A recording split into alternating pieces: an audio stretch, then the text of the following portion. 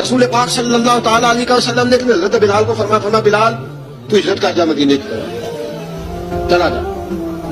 حضرت بلال نے عرض کی حضور میں غلام ہوں، خادم ہوں، ہر حکم ماننا میری ڈیوٹی ہے، لیکن ایک عرض کرنی ہے صرف۔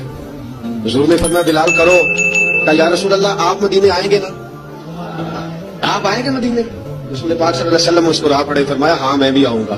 کہا حضور بس ٹھیک ہے، بتائیں کب جانا ہے، بس اتنی سی بات۔ ترور کون مکان سیاہ لا مکان صلی اللہ تعالیٰ علیہ وسلم نے اپنا بلال، یہ 16 مرد عورتوں بچوں پر مشتمل 16 لوگوں پر مشتمل یہ قافلہ ہے، اس قافلے کے اوپر تجھے میں امیر مقرر کرتا ہوں، تو ان کو لے کے جائے گا مکے سے مدینے 250 کلومیٹر کا سفر، 250 میل کا سفر۔ حضرت بلال حبشی رضی اللہ تعالیٰ عنہ قافلے کے امیر بن کے، سخت گرمی کا موسم، حضرت بلال کے ہاتھوں میں تلوار ہے، ایک ہاتھ میں نیزہ ہے، ایک ہاتھ میں تلوار ہے، تیر آپ نے پیچھے باندھ رکھے ہیں پشت پہ، اور آپ لے کے جا رہے ہیں، کبھی قافلے کے آگے، کبھی پیچھے، کبھی دائیں کبھی بائیں۔ عورتیں اور بچے ذرا پریشان ہوتے تو حضرت بلال فرماتے پریشان ہونے کی ضرورت نہیں، ہمیں مصطفیٰ کریم نے بھیجا ہے، ہمیں نبی اکرم صلی اللہ علیہ وسلم نے بھیجا، میرا یقین بڑا مضبوط ہے۔ اب یہ قافلہ جا رہا ہے، حضرت بلال حبشی نے بخیر و عافیت سپہ سالار بن کر اس قافلے کو پہنچایا مدینے میں۔ اب مدینے پہنچا کے سارے لوگ مدینے والے مدینے میں لگ گئے اپنے اپنے کام۔ حضرت بلال پہلے دن ہی آ کے مدینہ منورہ سے باہر سراج پہ کھڑے ہو گئے۔ کہا بلال ادھر کیا کر رہے ہو؟ نبی پاک علیہ السلام نے وعدہ فرمایا تھا میں آؤں گا، اب میرا تو کام ہے نبی پاک کا انتظار کرنا، استقبال کرنا۔ حضرت بلال روز انتظار کرنا، رسول پاک تشریف لے آئے، حضور حکم کیا ہے؟ فرمایا مسجد بنانی ہے، مسجد قباء بن رہی ہے، تو سب مزدوروں سے زیادہ کام حضرت بلال نے کیا۔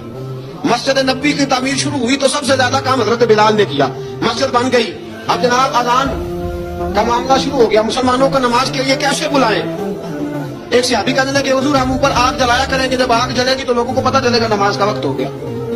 ایک نے کہا ہم بڑی دف منگواتے ہیں، دف بجائیں گے، نماز کا وقت ہو گیا۔ حضور نے فرمایا جاؤ صبح فیصلہ کریں گے۔ رات سے صحابہ سوئے، حضرت عبداللہ ابن زید رضی اللہ تعالیٰ عنہ اور حضرت عمر فاروق رضی اللہ خواب دیکھتے، خواب میں کوئی اذان پڑھ رہا، اللہ اکبر اللہ اکبر اللہ اکبر۔ میاں بیوی کی ذاتی لڑائی کوئی نہیں ہوتی، ہوتا پتہ کیا ہے؟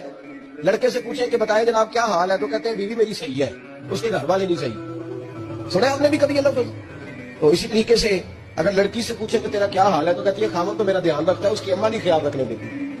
تو لڑائی جو ہوتی ہے وہ تیسرے آدمی کی وجہ سے ہوتی ہے، تیری اماں آئی تھی تو اس طرح کہہ گئی، تیرا بھائی آ گیا تھا تو وہ یہ کہہ گیا، تیسرے فرد کی وجہ سے۔ میرے نبی کریم علیہ الصلوۃ والسلام نے تیسرے بندے کو سمجھایا ہے، تیسرے فرد کو حضور نے سمجھایا ہے۔ نبی پاک علیہ الصلوۃ والسلام نے فرمایا خبردار، ماں بھائی بیٹا باپ سارے لحاظ کریں، فیصلے دے لیا کہ اگر شادی کر دیا تو ان کو سکون سے رہنے دو۔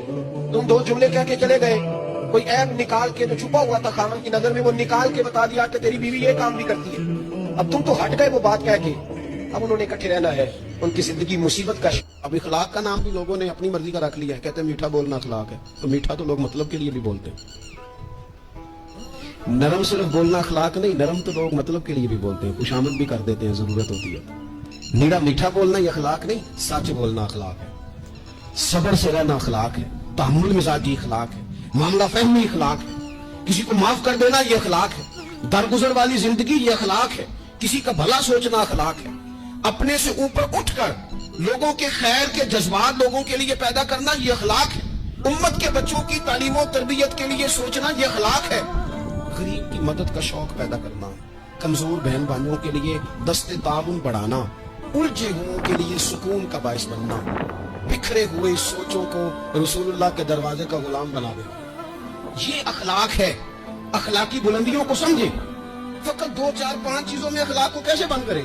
رسول اللہ صلی اللہ تعالیٰ علیہ وسلم نے اعلیٰ ترین، اور حضور نے فرمایا میں تو اخلاق عالیہ کو مکمل کرنے آیا ہوں، تکمیل کر دی نبی پاک نے اخلاق کی۔